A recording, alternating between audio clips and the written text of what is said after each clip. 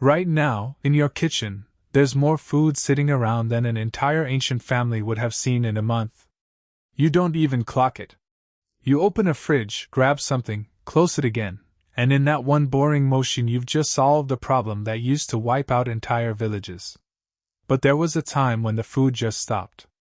Not ran low. Stopped. The animals moved on, the ground froze solid, the plants died back to nothing, and a group of people sat inside a shelter watching their last reserves shrink with no way on earth to make more appear. And when it hit zero, when the body started eating itself from the inside, ancient humans didn't just lie down and accept it. They did things. Some smart. Some so dark that scientists spent decades refusing to believe they were real, until the evidence made it impossible to argue with. I'm going to walk you through exactly what people did, in the order they did it, starting mild and ending somewhere you might not expect. Stick around for the third one, because that's the one that's backed by an actual lab test, not a guess. First, let's get one thing straight about what starvation does to a person, because most people picture it wrong. You don't get hungry and then quietly fade out. Your body fights. It fights by cannibalizing itself, fat first, then muscle, then the heart. In the 1940s, a physiologist named Ansel Keys ran something called the Minnesota Starvation Experiment. He took volunteers, cut their calories to a fraction of normal for 6 months, and watched what happened. Men started building shrines out of recipe clippings. They grew depressed, obsessive, unable to focus on anything besides food. And that was with doctors watching them, and a known end date. Now picture that same collapse in a person with no idea if the hunger will ever stop. That's the headspace ancient humans were in the moment the food ran out. Keep that in mind, because it's going to make the next part make a lot more sense. So what did people actually reach for first? Not desperation moves. Ingenuity. When the normal food supply vanished, people started eating things that under any other circumstance would never pass as food. When Sir John Franklin's Arctic expedition ran out of supplies in the 1840s, survivors were recorded scraping rock tripe off bare stone, a tough, bitter lichen that gives you almost nothing nutritionally, but gives you something over nothing, and indigenous Arctic communities had already been surviving on it for generations before Franklin's crew ever needed it. Over in Scandinavia, during recurring famine years, people stripped the inner bark off pine trees, dried it, ground it down, and baked it into what's still called bark bread today, a practice documented in Finnish and Swedish records going back centuries. Awful to eat. Barely any calories. But it filled a stomach that was screaming for anything at all. Now here's where it gets clever instead of just grim. Once the meat was gone, the bones weren't thrown out, because bones still had something locked inside them. Marrow. Grease. Zooarchaeologists studying Upper Paleolithic hunting sites have found bones deliberately smashed into fragments and boiled for hours, sometimes days, with the fat skimmed off the top as it rose. That bone grease was one of the densest calorie sources available to them, and getting it required real, refined know-how passed down across generations. This wasn't a last-second improvisation. It was a whole survival technology, built specifically for the exact moment when every easier option had already run out. And normally, that's where a story like this would end, on a hopeful note about human resourcefulness.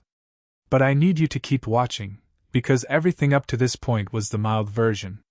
Because when the bark and the marrow and the lichen still weren't enough, some groups crossed a line most of us assume our ancestors never touched.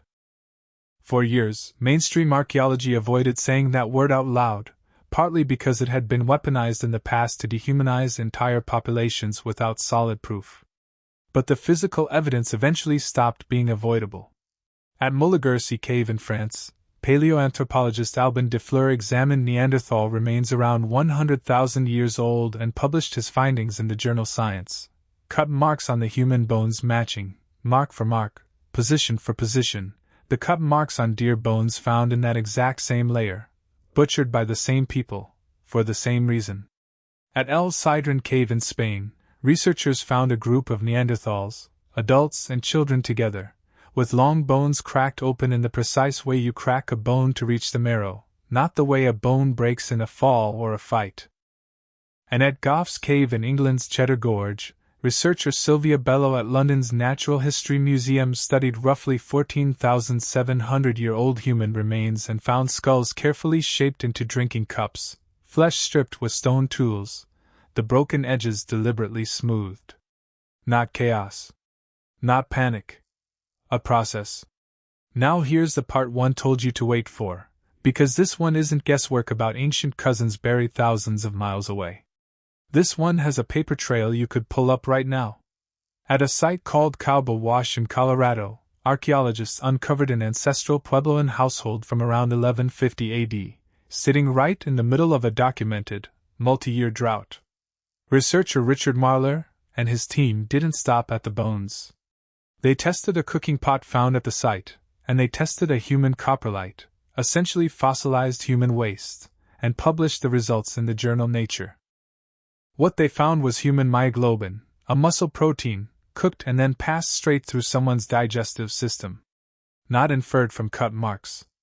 Chemically confirmed, in a lab, sitting in a peer-reviewed journal today. When crops fail year after year and there is genuinely nothing left, some people, in that final unthinkable stretch, ate other people. Researchers draw a hard line here, and it matters. This gets classified as survival cannibalism, forced into existence by total starvation, a completely different category from cultural or ritual practices found in some societies for entirely separate reasons. It shows up specifically at sites where the record also shows a total collapse of the food supply. Not random horror. A pattern that repeats at the exact places and moments where the only alternative was the whole group dying together. And even that wasn't the floor. There's one more decision left, and it's the one people find hardest to sit with.